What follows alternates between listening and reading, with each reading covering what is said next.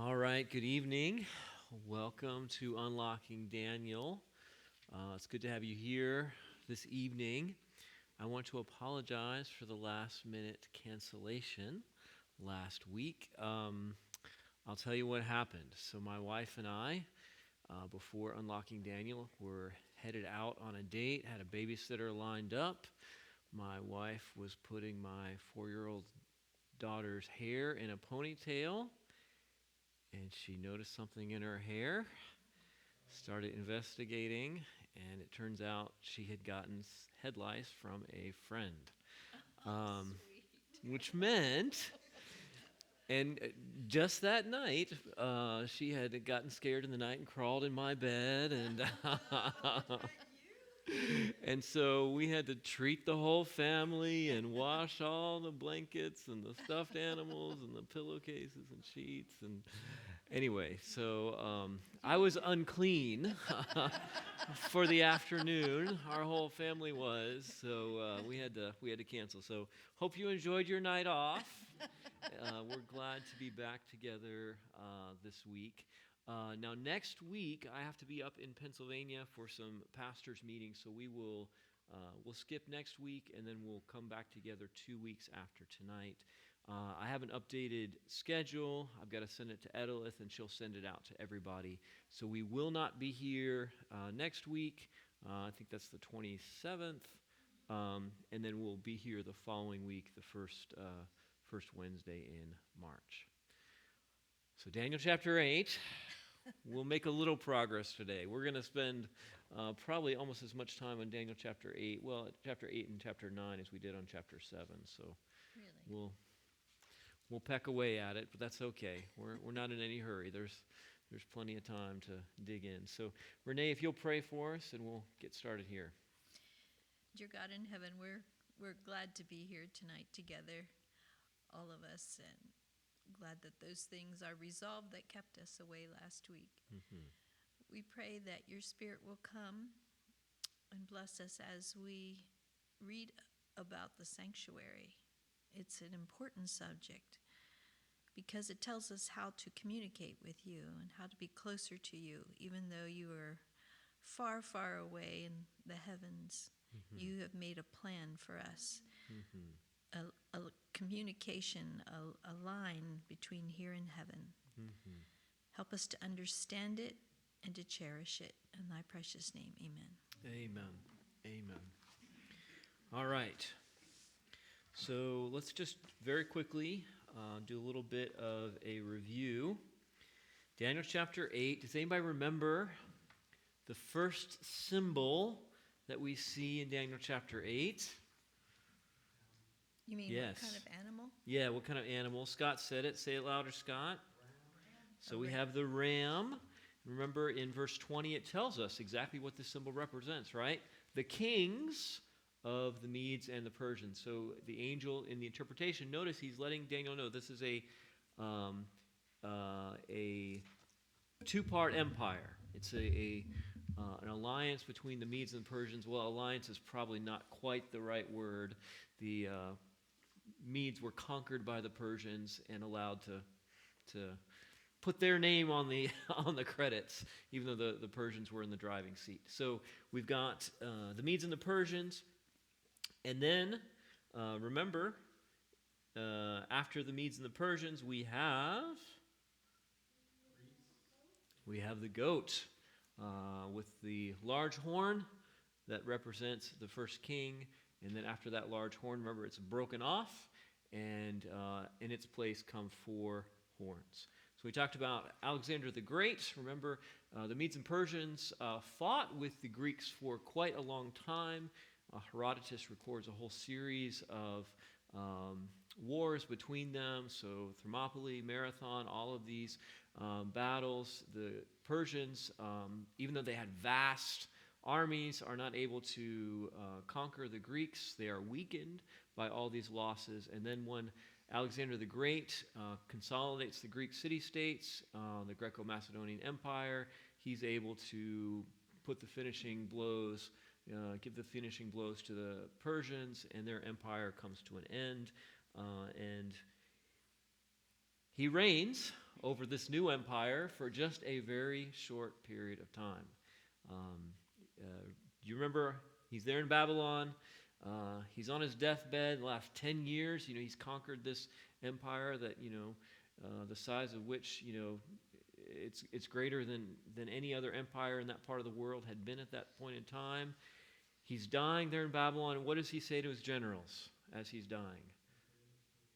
Yeah, the kingdom goes to the strongest or the greatest. He didn't have a legitimate heir. His wife was pregnant, but they didn't even know if that would be a son at that point. So this starts a whole series of conflicts, and eventually the Greco-Macedonian Empire is broken up into 4 parts. There was initially more than 4 parts, but it becomes kind of consolidated, and each of those is ruled by one of Alexander's generals. So let's turn to Daniel. Page 866, Daniel 8. Yes, Daniel chapter 8.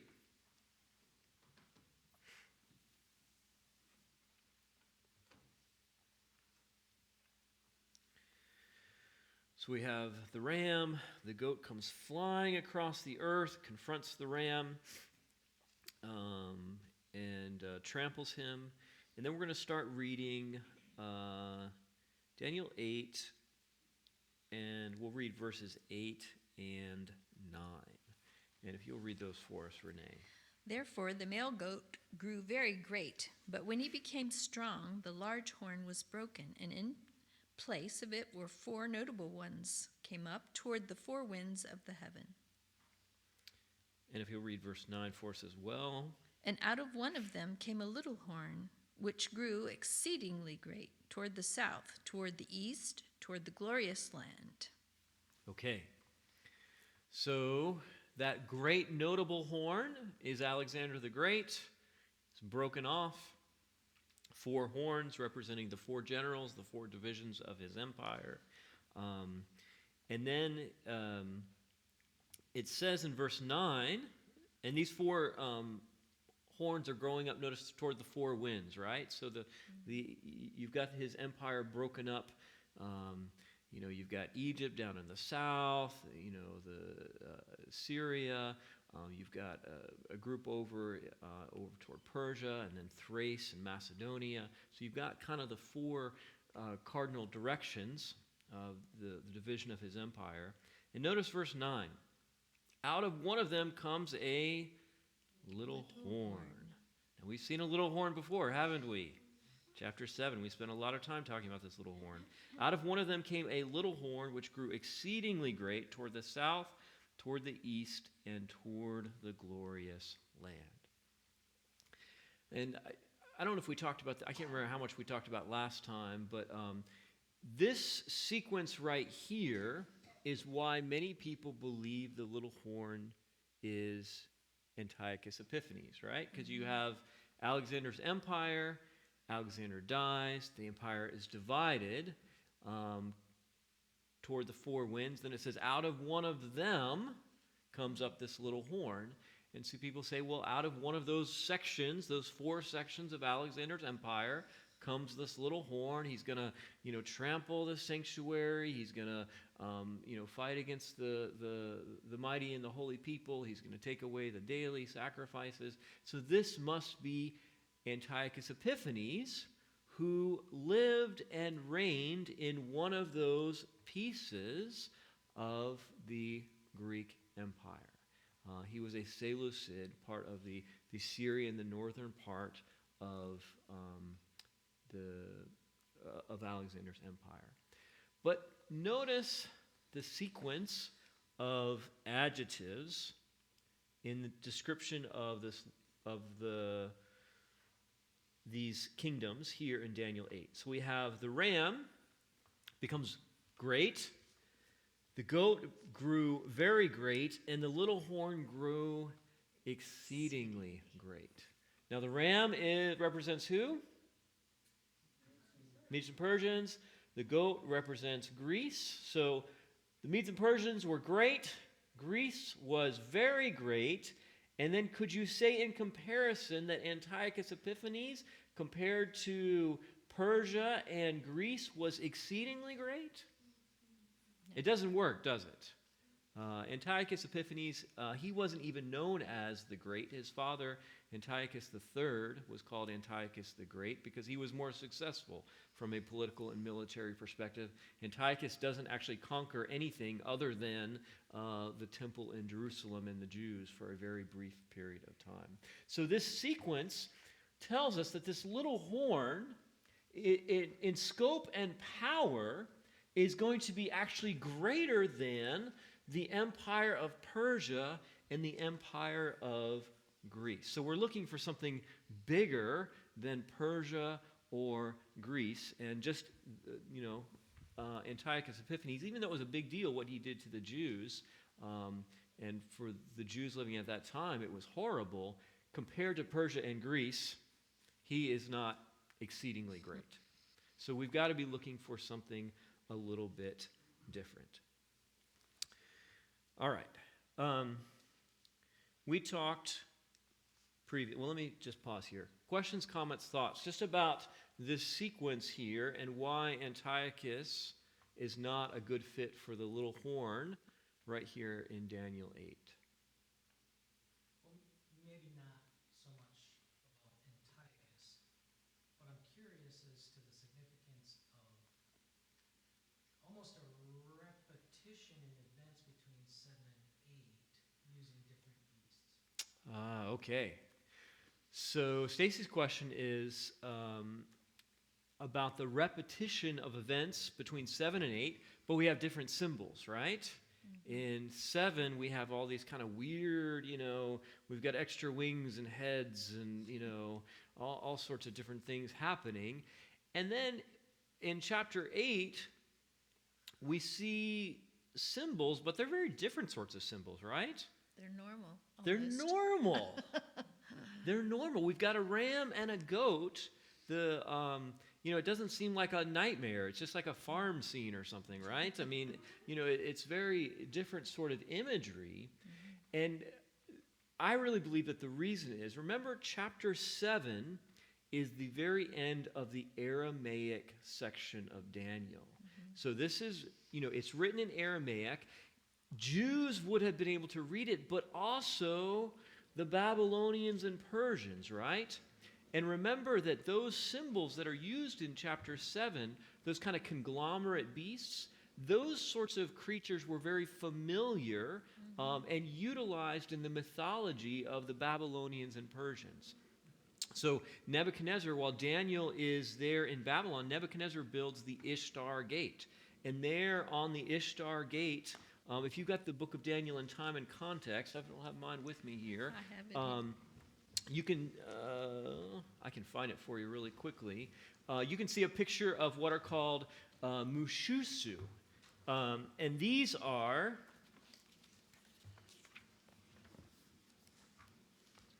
let me see if we can find them.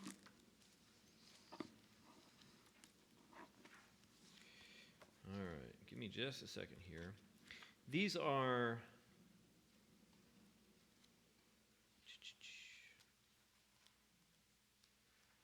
if anybody sees it, it's the historical reference, it's about the Ishtar Gate. Well, I've got your old book. It was on 216 and your old book. All right. 215 and 216. 230. Oh, yeah, there it is. I knew it was around there. So if you turn to 238,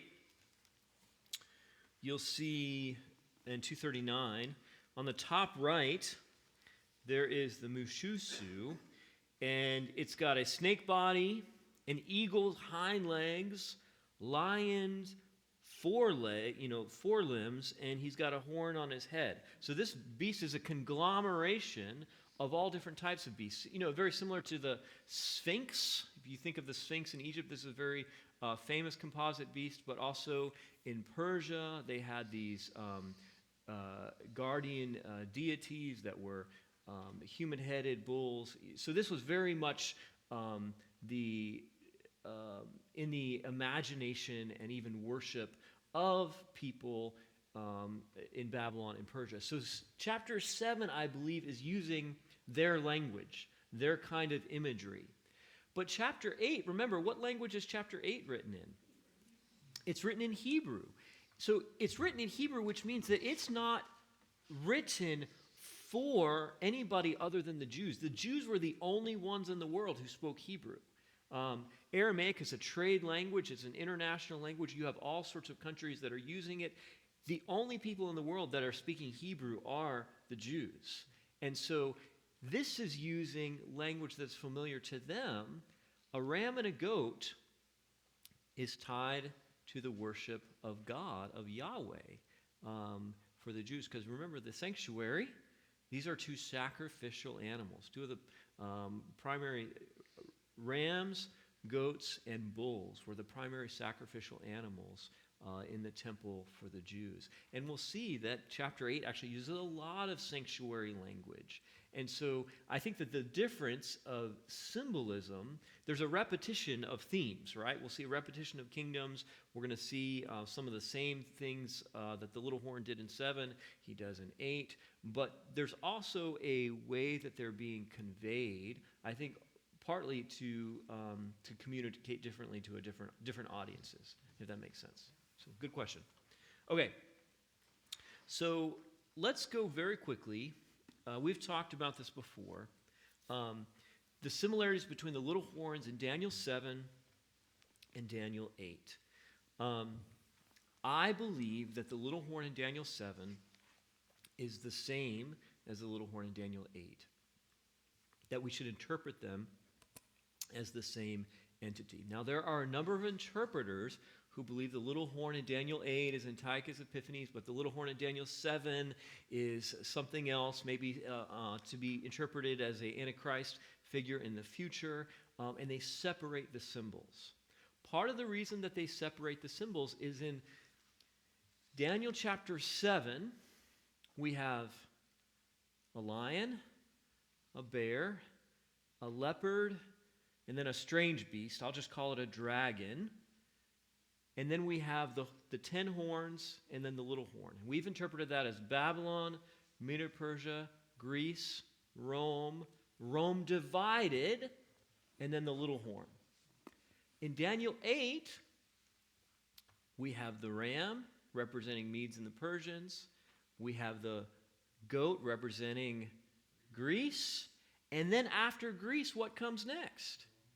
It comes the little horn, right? And so the sequence seems to be different. We have in 7, Babylon, Medo-Persia, Greece, Rome, division of Rome, and then little horn. In chapter 8, we have Medo-Persia, Greece, little horn. And so because of that difference, many interpret them differently, saying the little horn in 7 and the little horn in 8 are actually two different entities. I believe that they're the same, and I believe that there's a way to understand this and to understand why the sequence is different. So let me just, I know we have gone over this. Let me just go over it again very quickly, and then we'll talk about why the sequence in 7 might be different than the sequence in 8. Okay? So first of all, they're both called a little horn, right? So you've got other horns in both chapters. In chapter 7 and chapter 8, you have other horns. But in both chapters, there's one horn that's singled out and called a little horn. Now, if the little horn in 7 and the little horn in 8 were to be different, it would be kind of confusing for God to kind of single them both out and call them a little horn if they were really to be pointing to different things. The little horn in 7 becomes greater than his fellows. The little horn in 8 becomes exceedingly great. In 7, he speaks great things or pompous words against the Most High. In 8, he exalts himself as high as the Prince of the Host. We're going to talk about this this evening. In 7, he persecutes the saints of the Most High. In 8, he destroys the mighty and also the holy people. By the way, saints, that's a translation of the word holy or holy ones, right? So the language, even though the translation is a little different, the language, well, you've got Aramaic and Greek, but they're really pointing toward the same thing. And finally, in 7, the little horn is judged by God and its dominion is taken away. In 8, the little horn is broken without human, remember? Human means, and literally what it says is broken without human hands.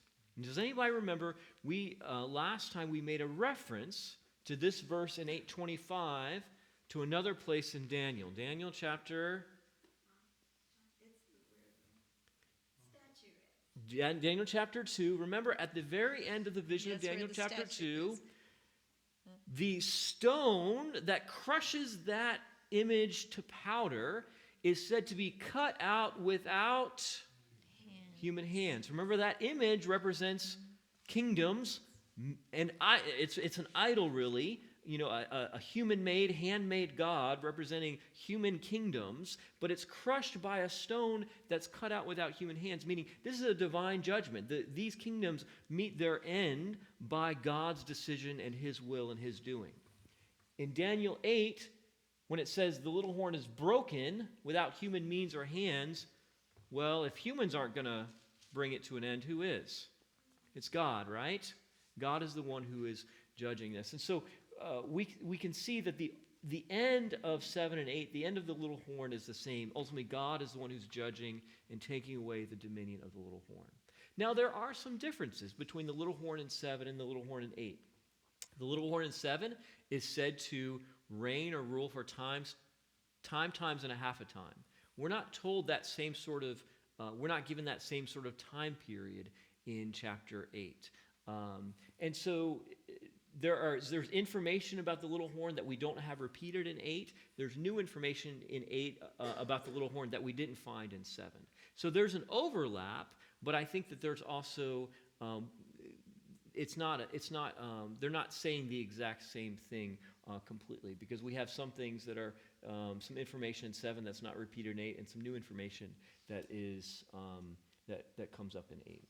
So this word dominion, that the secular people would be very interested in that, the dominion. Okay, tell me, why would secular people be interested in the word dominion? Because kings, they have to have a dominion Oh, over yes. land Mhm. mass or whatever, and so they're interested in their land and where they're kings of. And obviously in Daniel, they've been fighting over this, where one Yes, okay. goes down and one goes up. So they would be interested in dominion. That seems to be different than chapter 8, which seems more religious. Yeah, and overall, the whole theme of chapter 8, we'll see, is much more religious in tone. The language is much more religious in tone.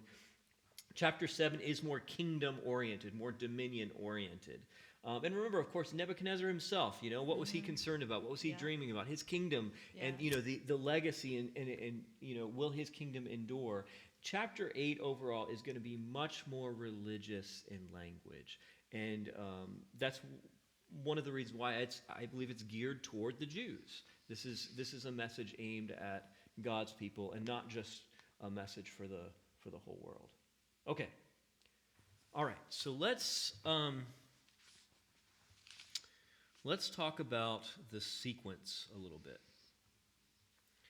So again, we have I'm going to stand up here. It would be much easier. Yeah, let's do it this way. All right. So remember Daniel 2, gold, silver, bronze, iron, Can you a see? division, iron and clay. Then we have the kingdoms destroyed, and then we have a final kingdom. In Daniel 7, we see a very same sort of sequence, right? 4 kingdoms, a division of the 4th kingdom, judgment, and dominion taken away, and then ultimately God's kingdom. In Daniel 8, we're starting to have less, our picture and focus isn't as broad. So think about a telephoto lens, right? If you got a telephoto lens on your camera, you turn it and zoom that lens in, so you're going to see some things more clearly, but as you zoom in on the picture, you see some things more clearly, but there's going to be other things that now you don't see at all, right? Because you've focused in.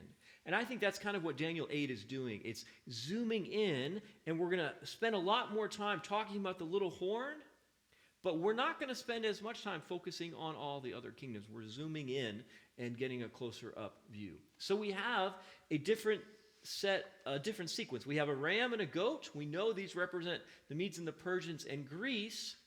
And then there's not really this division of the the fourth kingdom, because there's not four kingdoms. There's just a ram and a goat. And we go straight from the ram and the goat to the little horn.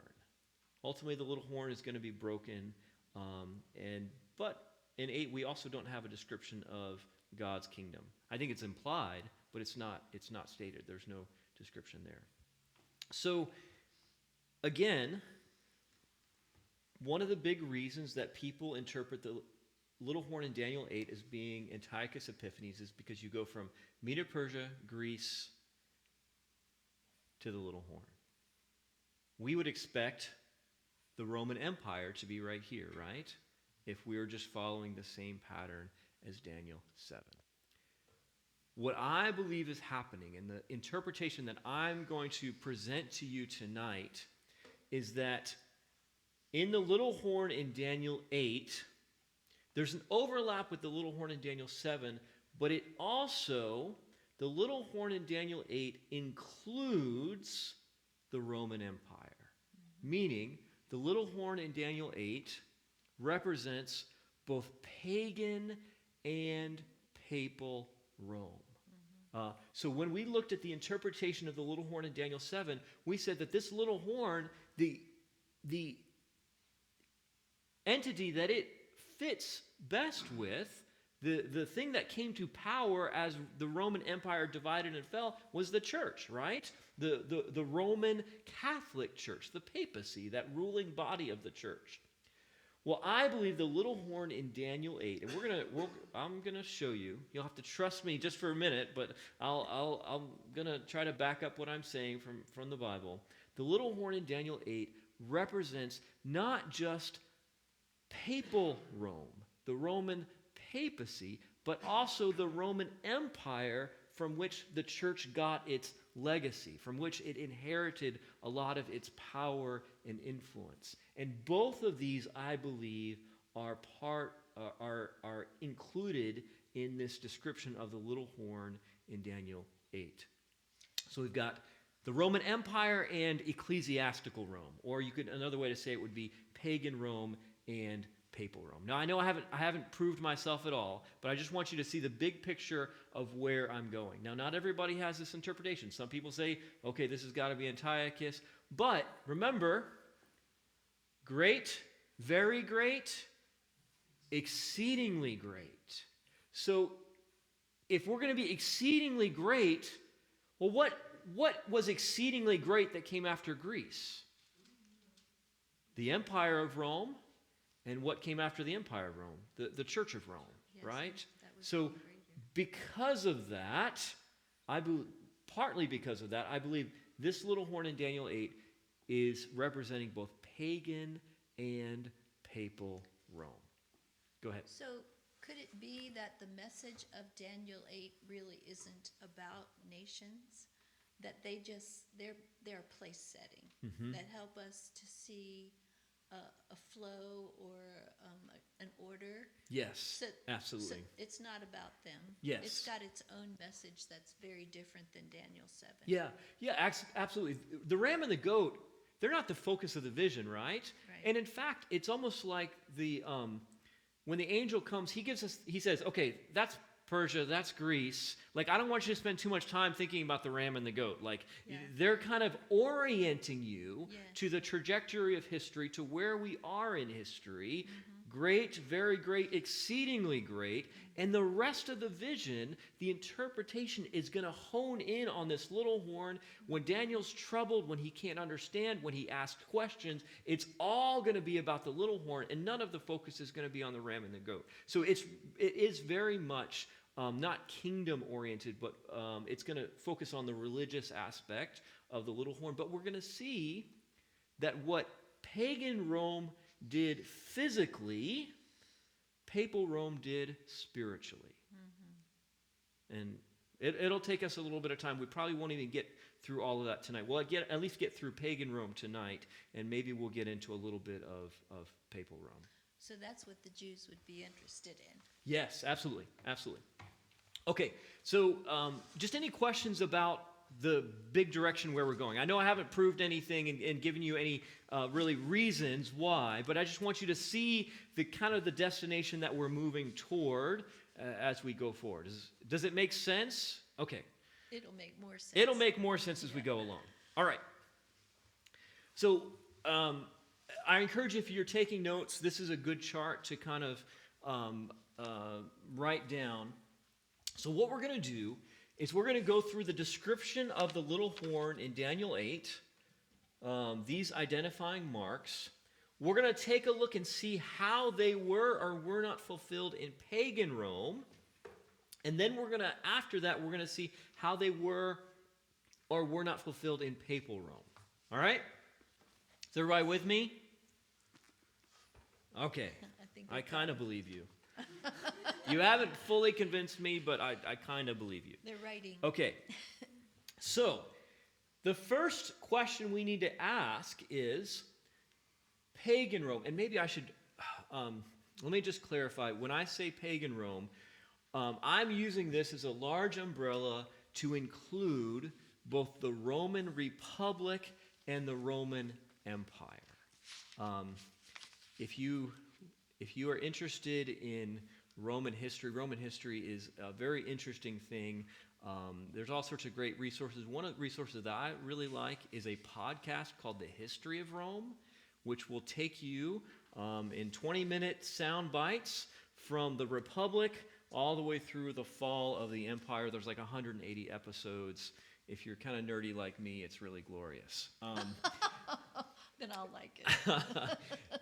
So I'm using pagan Rome as an umbrella to refer to the Republic of Rome, which was more of a democratic. They at least had some sort of kind of voting that took place. But remember, Caesar, who later would become Caesar Augustus, he makes himself emperor. And when he does that, the Republic of Rome comes to an end. And now we have an empire with an emperor.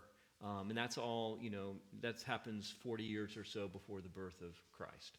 So compared to Persia and Greece, did pagan Rome, the Roman Republic and Roman Empire, was it exceedingly great? Absolutely, yes, right? I mean, it's the only contender, really. Exceedingly great compared to Persia and Greece. And by the way, from Daniel's perspective, Rome grew toward the south and the east. Remember, Jerusalem is southeast of Rome, right? Toward the southeast, and what's the glorious land? Jerusalem, right? So he says that Rome, this little horn grows toward the south, toward the east, and toward the glorious land. And if you are Daniel, that's exactly how you would describe it from your perspective. The Roman Empire comes from the northwest toward Jerusalem.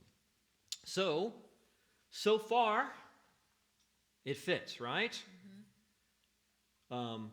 It grows exceedingly great toward the southeast and the glorious land. Okay, let's turn back with me to Daniel.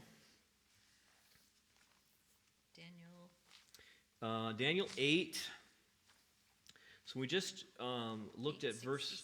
Yep, we just looked at verse 9, which says, "This little horn grows exceedingly great toward the south, toward the east, and toward the glorious land."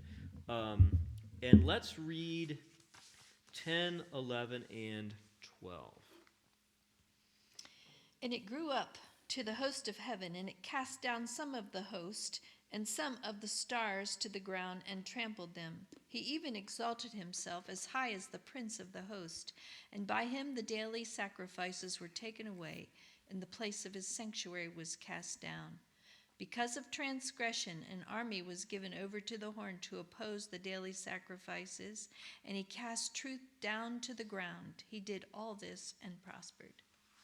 Okay. So here's all this language, and notice a lot of this is kind of religious in terms, but we're going to start talking about how these may or may not fit with pagan Rome. So exalts himself as high as the prince of hosts. So before we can answer whether Rome exalted itself as high as the Prince of Hosts, we need to first understand, well, who's the Prince of the Host, right? What is that talking about? What is that referring to? Probably the easiest place to keep a finger there in Daniel 8, easiest place to understand this is if you go to the book of Joshua. So Joshua is the first book after the Torah. So right after Deuteronomy. It's in the early 200s. Yeah, we're going to go to Joshua 5. This is page 206. And we're going to read verses 13 to 15. Remember, Joshua has inherited the leadership of the Israelites from Moses. He is now in charge. And they are, this is just before the Jericho and the fall of Jericho. So they're about to cross, well, I think they've already have crossed over. And they're about really to begin, and they're entering into the promised land. Okay, so Renee, if you'll read for us Joshua 5, 13 to 15. And it came to pass when Joshua was by Jericho that he lifted his eyes and looked, and behold, a man stood opposite him with his sword drawn in his hand.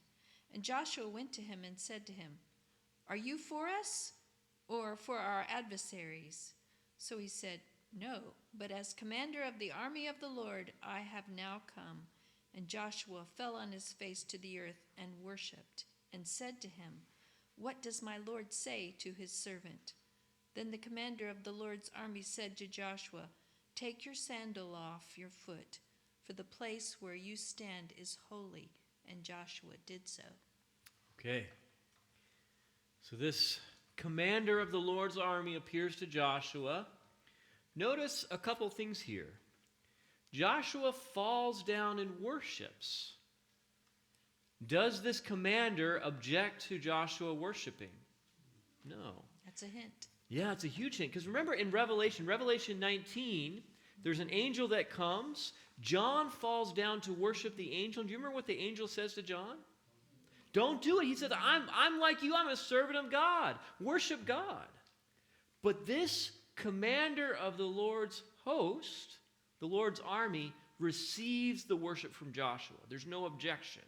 Mm-hmm. Notice also, what does he tell Joshua? Take off your sandals. Do you remember this happening sometime before? Moses in the desert, the burning bush. Remember, who was it that appeared to Moses? God. And he tells Moses to take off your sandals because the ground you're on is holy.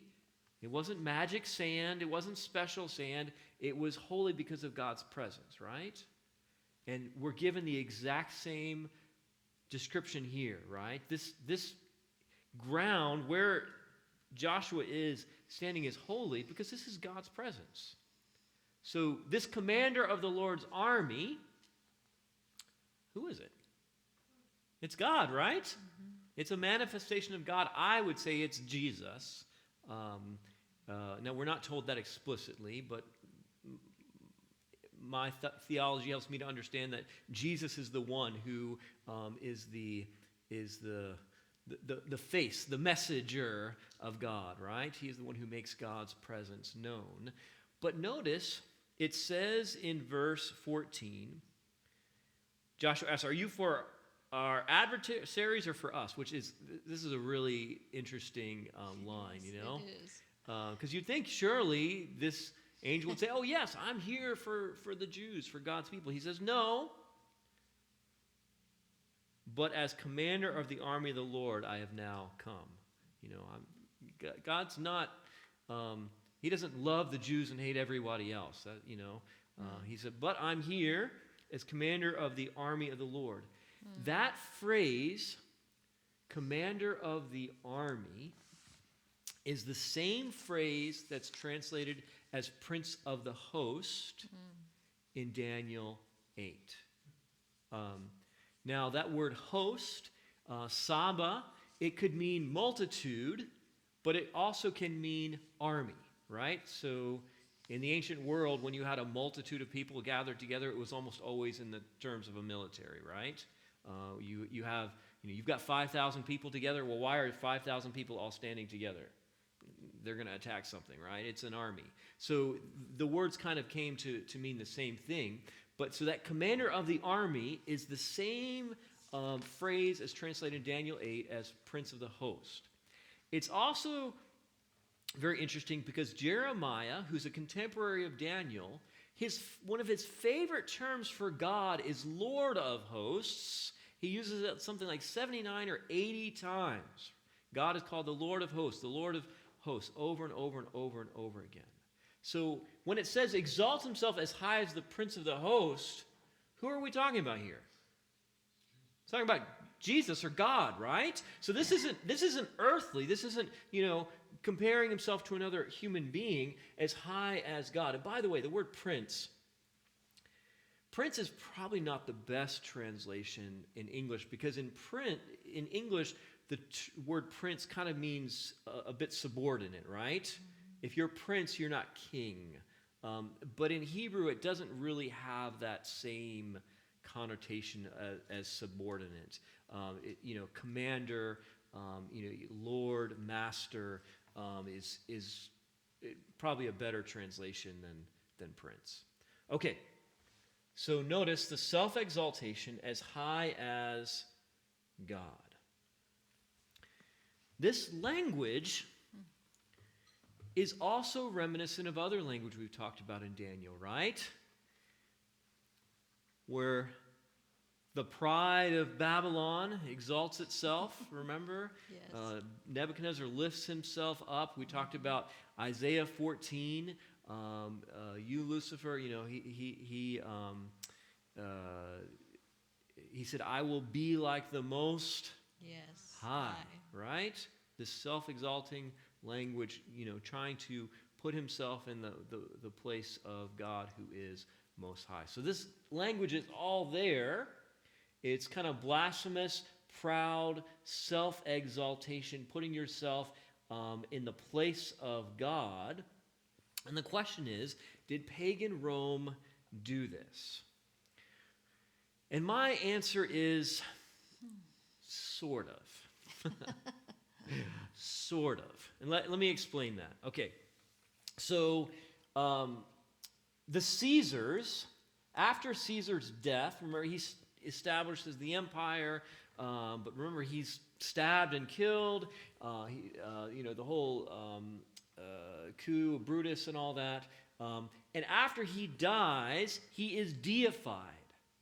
And now there becomes along an imperial cult where the emperors who died, once they died, they are declared by the Senate to be gods, and they are worshipped as gods. Now, this is going to become a big deal later for Jews and Christians because part of your national duty, your civic duty as a citizen of Rome, was to worship the emperor. Mm-hmm. It's like saying the Pledge of Allegiance.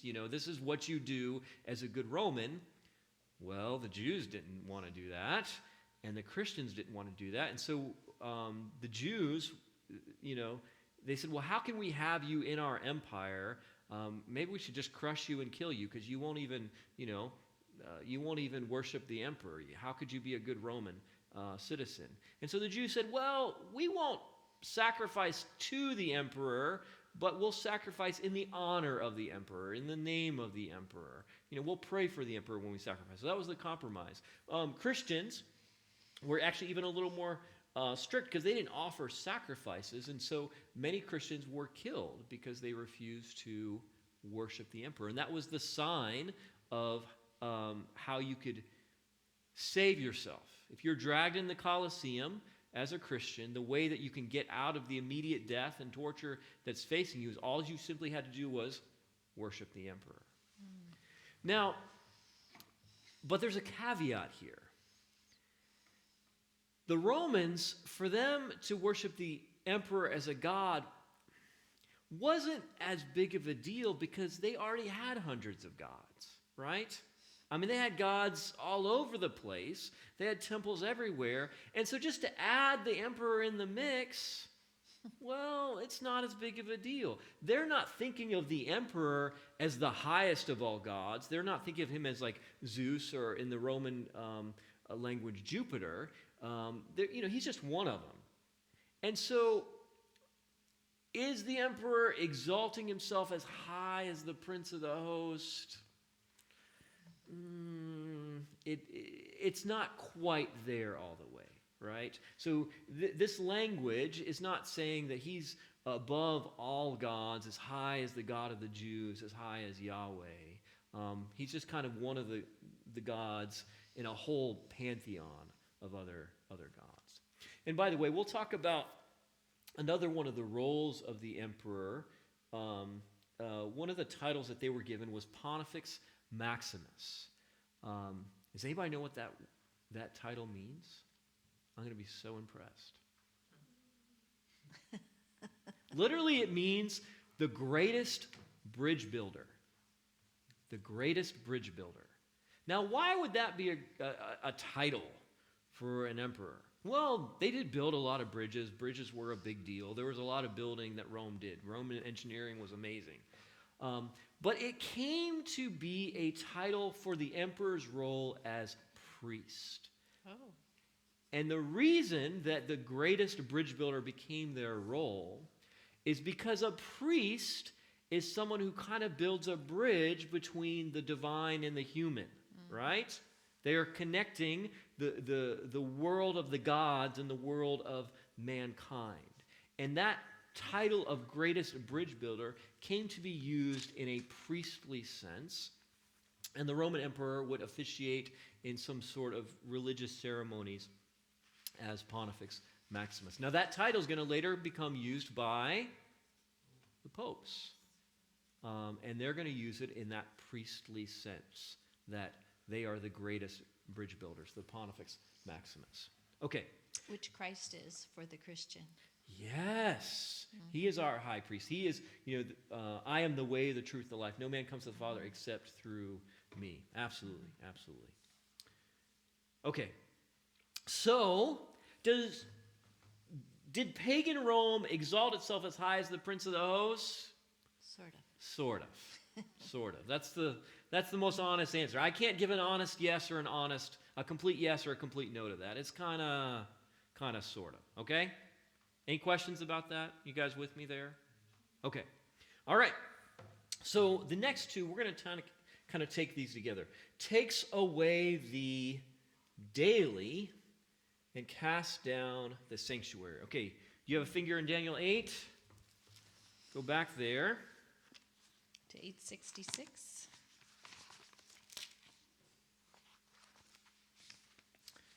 All right.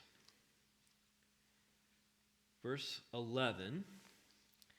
He exalted himself as high as the prince of the host, and by him the daily sacrifices were taken away, and the place of his sanctuary was cast down. Now, if you notice, if you're using one of the Bibles that we supplied, by him the daily sacrifices. And do you notice that the word sacrifices, that the letters are kind of angled a little bit? They're in italics. Does anybody know what that means? It's added. So it means that whenever you see in King James and New King James, other translations do this as well. When you see a word in italics, it's not in the original, but it's been added by the translators as they're trying to help you understand.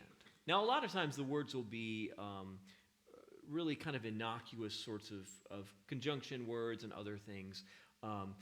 But here the word sacrifice has been added. So literally what it says is, and by him the dailies were taken away, or the daily was taken away. The word sacrifice is added because in the Hebrew that word daily is tamid. T-A-M-I-D is the English transliteration, tamid.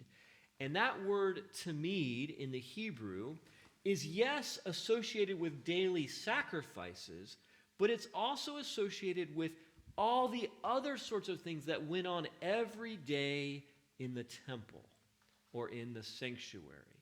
So if you read in Leviticus, you read in Numbers, when God's instructing the Israelites how to perform the work of the sanctuary, he says He uses the word tamid to say there should be daily sacrifices, but there's also offerings of incense, the showbread. There's all of these things that are to happen every single day in the temple. Not just the sacrifices, but there's a whole host of things that are called tamid that are really the work of the priest in the temple every single day. That's what that word tamid is used for in the Old Testament. So, especially in Leviticus. So the translators, when they saw that word tamid, well, just daily doesn't really. A lot of people aren't going to understand that, right? And so to kind of add some context, and partly because many of them interpret it as being Antiochus Epiphanes, they added the word sacrifices. But really, maybe a better way to translate this would be takes away the daily work in the temple or the daily work of the priest. Does that make sense? Okay, Scott, question. Yeah, so I'm curious with that word to me, Mm-hmm. if that is only used within the context of work that's done specifically for the sanctuary, or if we're pulling that from the context of the verse around it. Yeah. That is, could to me also be used if they're describing somebody's daily activities that maybe were habitual and very consistent. Type of thing. Yeah, so I'd have to go back. It's not just used for the work in the sanctuary. It is used for other. Okay, Mark's telling me I got to repeat his question.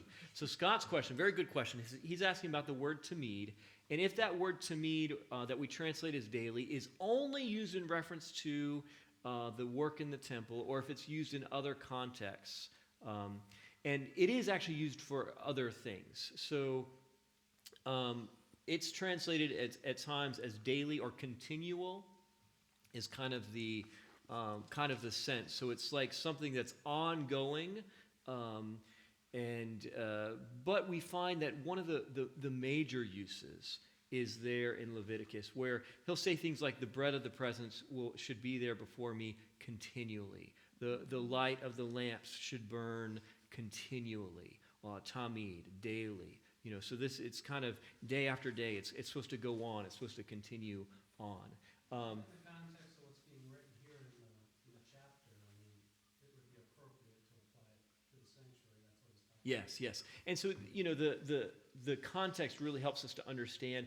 And by the way, a lot of the language in chapter 8 is sanctuary language, right? Mm-hmm. You've got the ram, you've got the goat, which are sanctuary sacrifices. This place of the sanctuary is going to be cast down. And so the context really helps to shape the understanding of daily. And we'll see as we go on that there's just more and more layers of sanctuary language that's added on top of this. So yeah, the context really does help to inform that. Okay, so this little horn takes away the daily work of the temple, the continual work of the priest, but it also is said to cast down the sanctuary. Cast down the sanctuary. So what I'd like to do is, we're now trying to ask the question and answer the question, did pagan Rome take away the daily sacrifices of the priests there in the temple, the work that went on continually in the temple, and did they cast down the place of the sanctuary? So go with me to Matthew 24.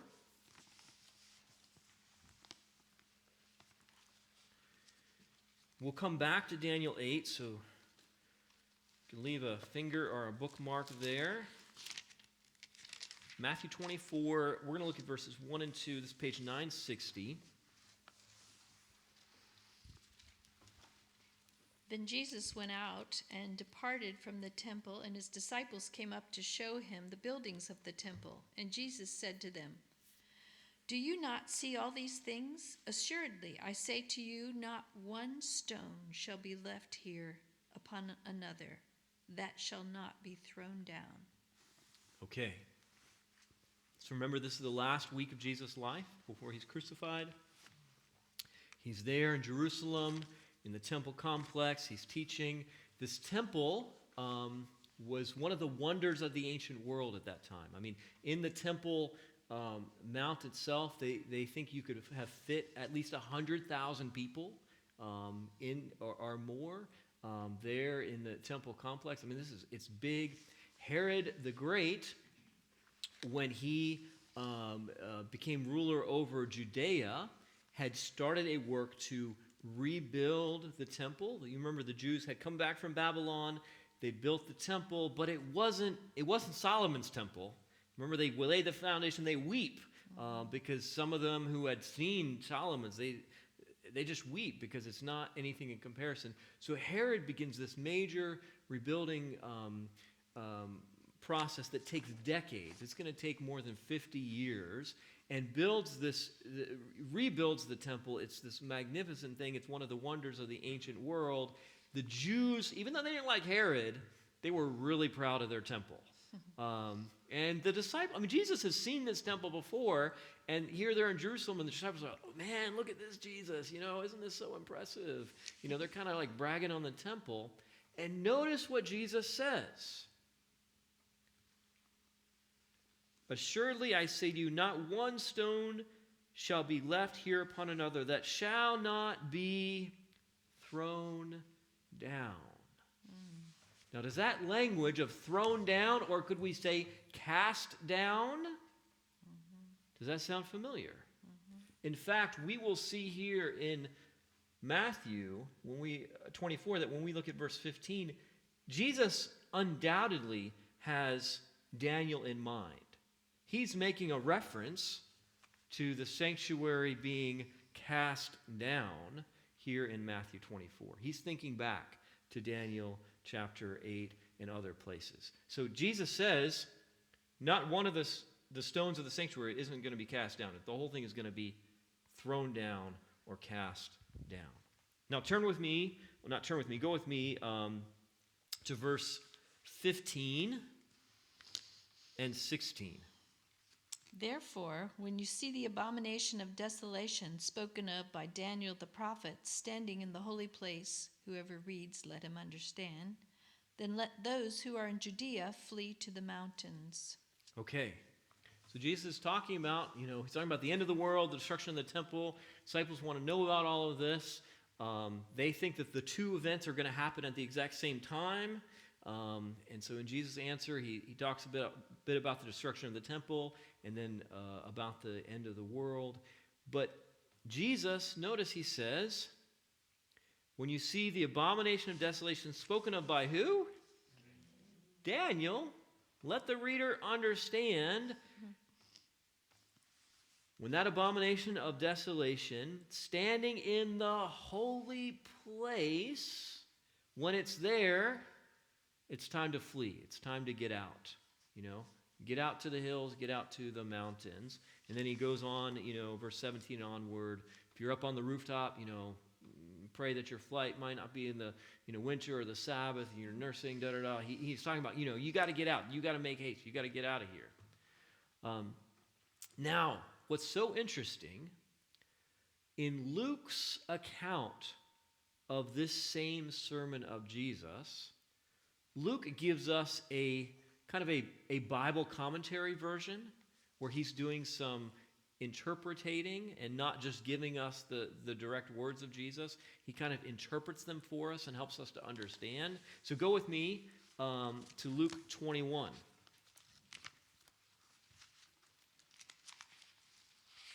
So Luke 21, we're going to look at verses 20. It's 10:19. 20 to 24. This is the exact same passage where Jesus is talking about the end of times. In verse 6 is where not one stone shall be left upon another that shall not be thrown down. This is all that same, it's Luke's account of that same speech that Jesus gave in Matthew 24. And what verses? We're going to read 20 to 24. But when you see Jerusalem surrounded by armies, then know that its desolation is near. Then let those who are in Judea flee to the mountains. Let those who are in the midst of her depart, and let not those who are in the country enter her.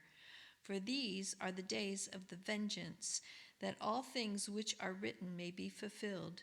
But woe to those who are pregnant and to those who are nursing babies in those days, for there will be a great distress in the land and wrath upon this people, and they will fall by the edge of the sword and be led away captive into all nations, and Jerusalem will be trampled by the Gentiles until the time of the Gentiles are fulfilled. Okay.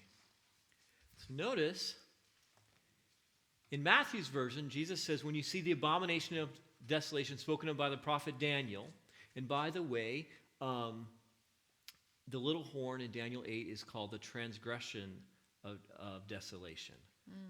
We'll talk about the abomination of desolation, which appears in 9 and later in 11, but in the little horn in Daniel 8 is called the transgression of desolation. Jesus says, when you see the abomination of desolation spoken of by the prophet Daniel standing in the holy place, get out of here. Luke's version, he doesn't say abomination of desolation. He says, when you see the armies. When you see the armies, when you see Jerusalem surrounded by the armies. So he's translating, he's interpreting what Jesus said. And he's saying when Jesus said abomination of desolation standing in the holy place, he meant armies surrounding Jerusalem. Now, this is kind of a strange thing, though. Because if you're in Jerusalem and it's surrounded by armies, how are you going to run? By the way, Jesus specifies, well, in Luke it specifies what kind of armies. These are Gentile armies, right? Mm-hmm. So, let me share with you the story of how this happens. All right. A number of years ago, I had the privilege of going to Jerusalem, and this is the wall of what is the Temple Mount, right? Okay, so here we're looking up at the corner of the wall of the Temple Mount. These are kind of later stones, but some of these these earlier stones would have gone all the way back to the time of Jesus, would have been there. And it's been rebuilt and repaired over the time. If you're standing here on the corner of the Temple Mount and you turn left, this is the image that you see. Does everybody see what's right here? It's a pile of stones. Well, you know where they all came from? They came from up here. So in 66 AD, a war broke out between Rome and the Jews. There's a whole backstory why this happened. There was a synagogue that some Greeks attacked. The Romans, they tried to take about 17 talents of gold from the temple in Jerusalem. The Jews weren't having any of that. You know, they'd been paying their temple tax, and now Rome's going to just take all this. And so things got inflamed. You know, people started getting killed. The Jews started fighting. A war breaks out. The Syrian legate Cestius comes down from Syria. He's got 10,000 Roman soldiers or more with him. He surrounds Jerusalem, and he's just going to, put an end to this. And it's really interesting. So he surrounds Jerusalem. He's there a couple, 9, 10 days, maybe 2 weeks. And then Josephus, who was a Jew who was later captured by the Romans and becomes a translator for the Romans and then writes his history. He sees all this going on. He says, Cestius, after a period of time, so he's got Jerusalem surrounded, right? Jews are held up. He takes part of the city. They're, Temple Mount and other places, they're walled up there. He's got the city, chokehold.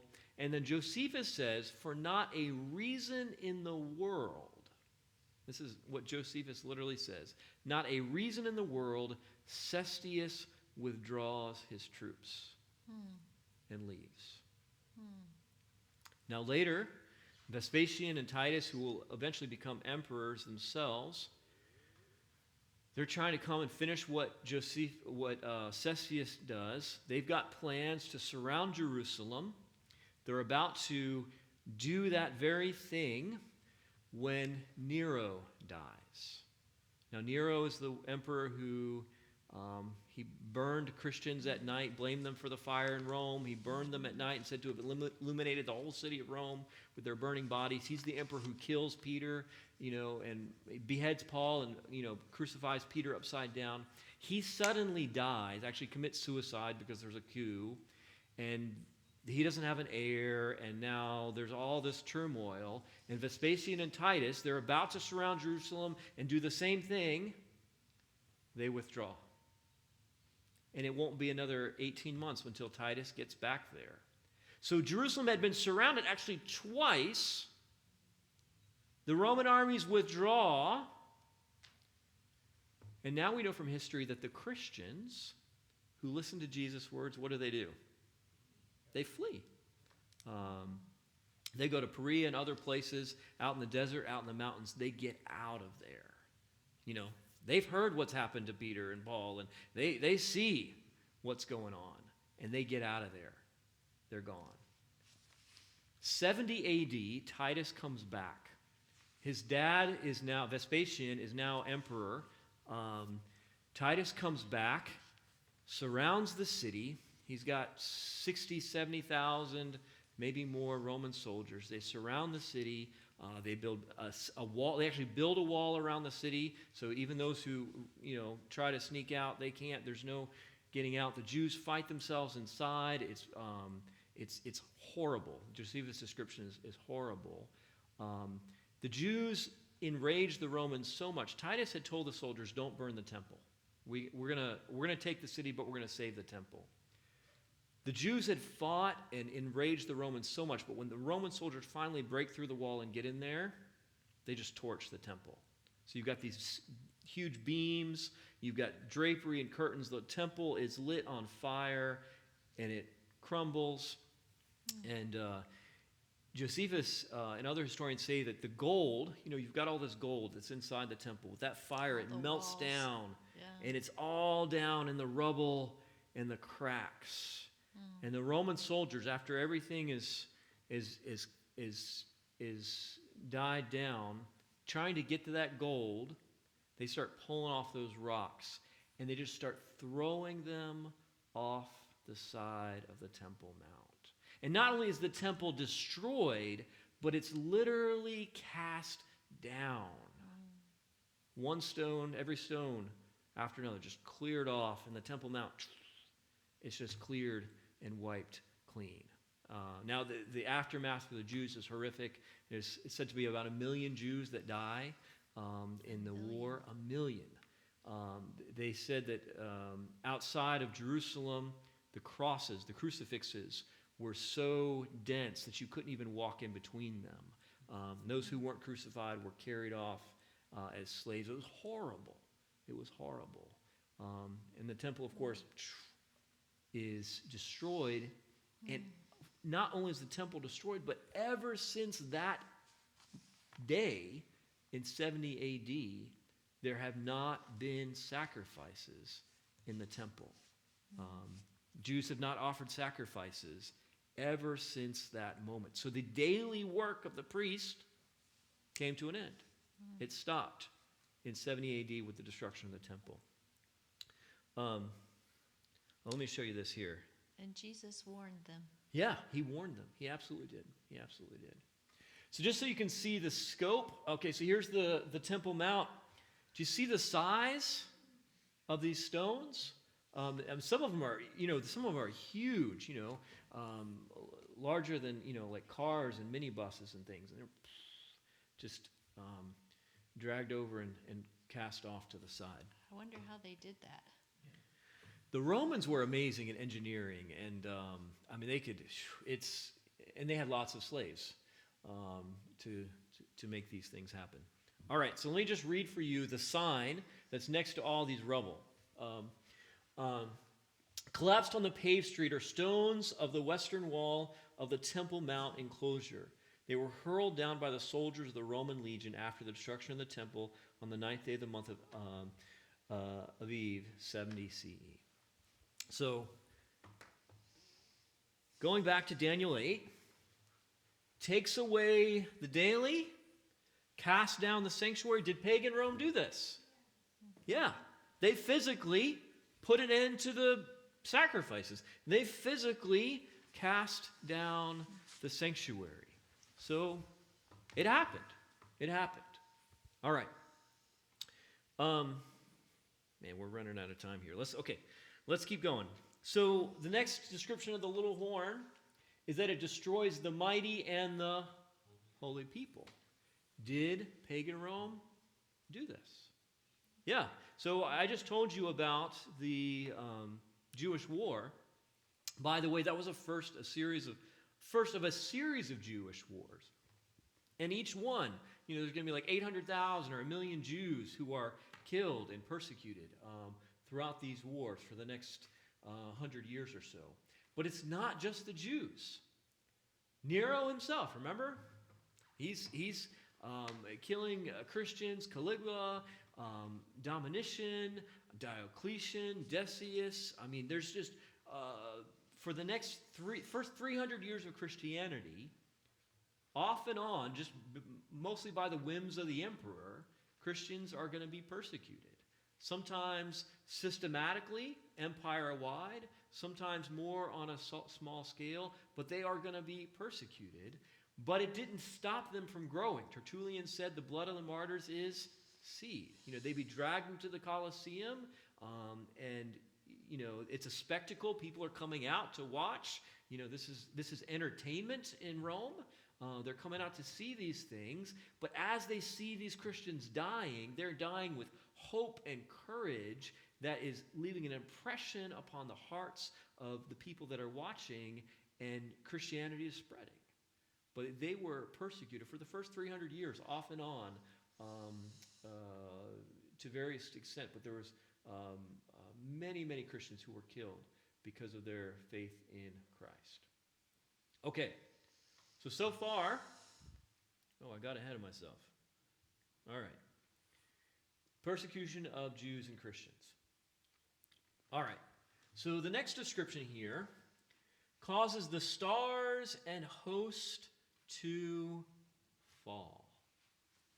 Now, this is interesting.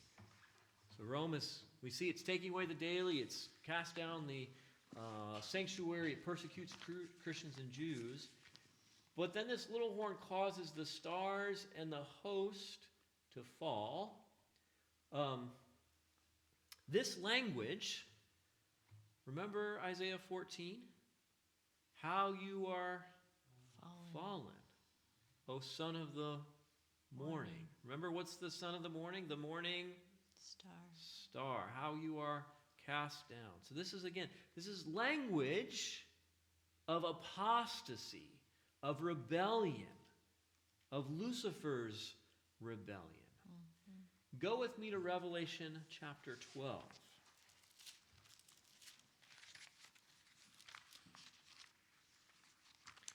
That is page 1182.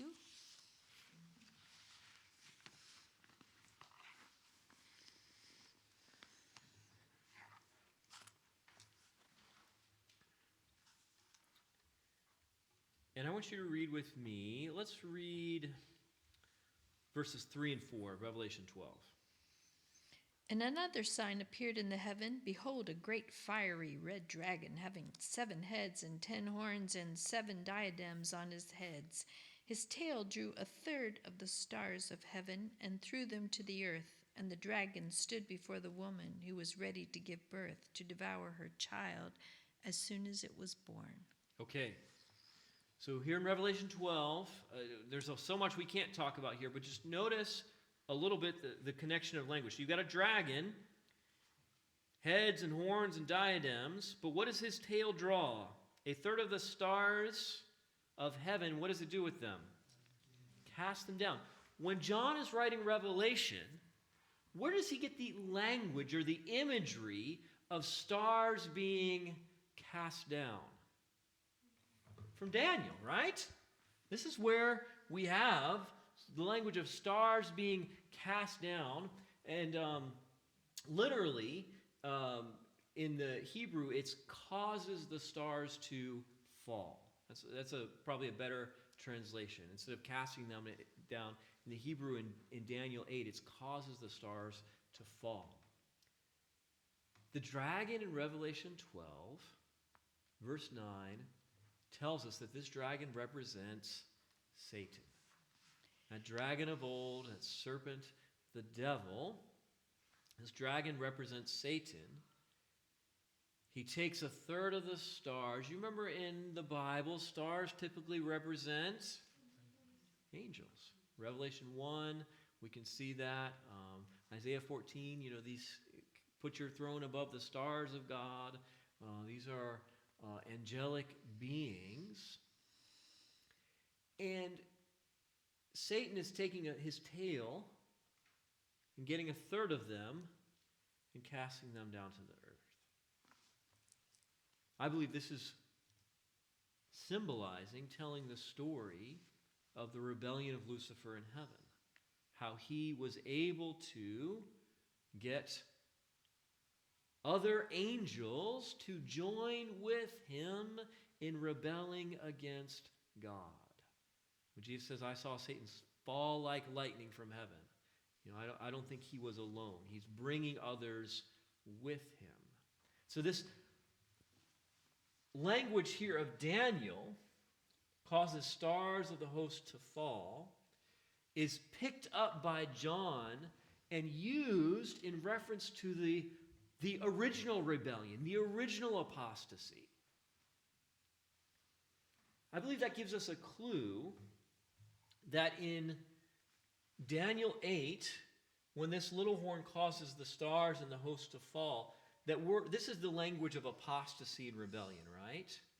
That which was once where it should be and then falls away. Remember the apostasia, what does it mean? To fall away, right? So this is the language of apostasy, causing others to apostatize or leave God, rebel against God. So here's the question. Causes the stars and the host to fall, also casts truth to the ground. If this is the language of apostasy, then this is in the same vein, isn't it? Right?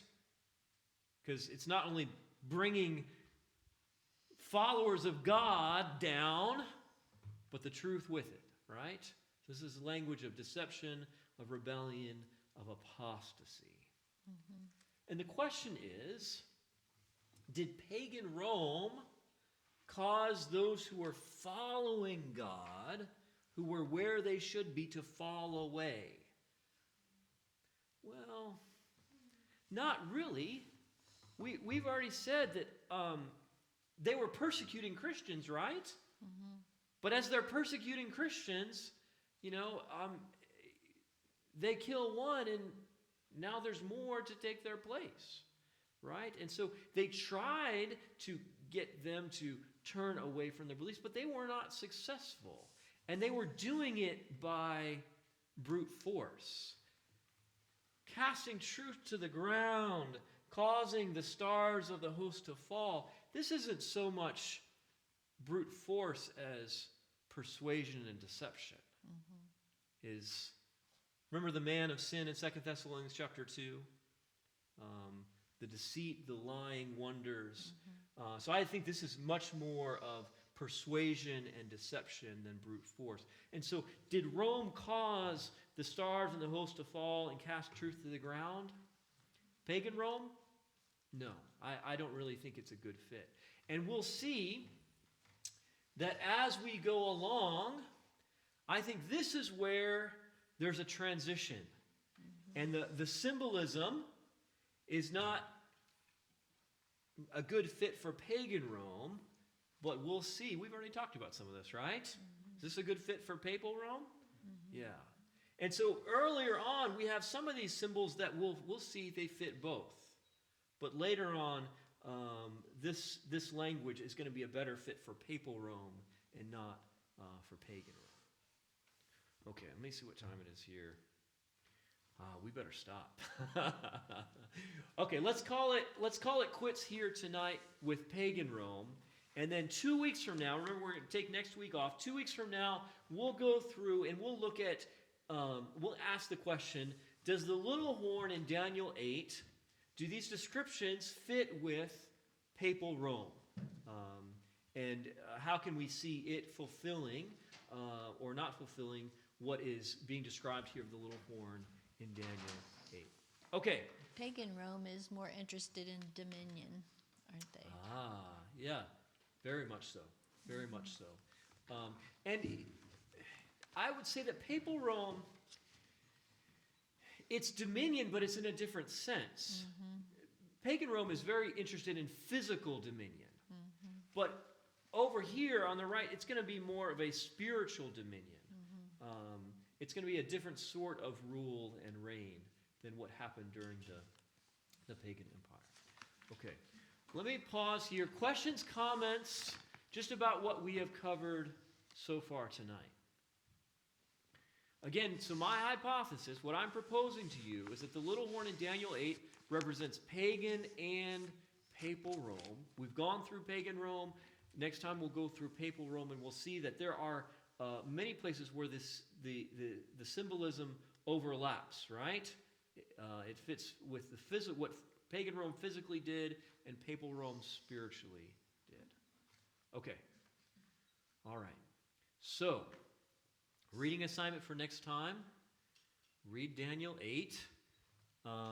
And if you would read the comments in the great prophetic books of Daniel, Revelation. Have you guys been using this? Hopefully you've been taking notes in this. So if you notice, there are lots of footnotes here. If you haven't already done so, I encourage you to go through and read the footnotes for Daniel 8. We're not going to get all the way through Daniel 8 next time, but there's some really good insights and footnotes here that I think will be helpful to you.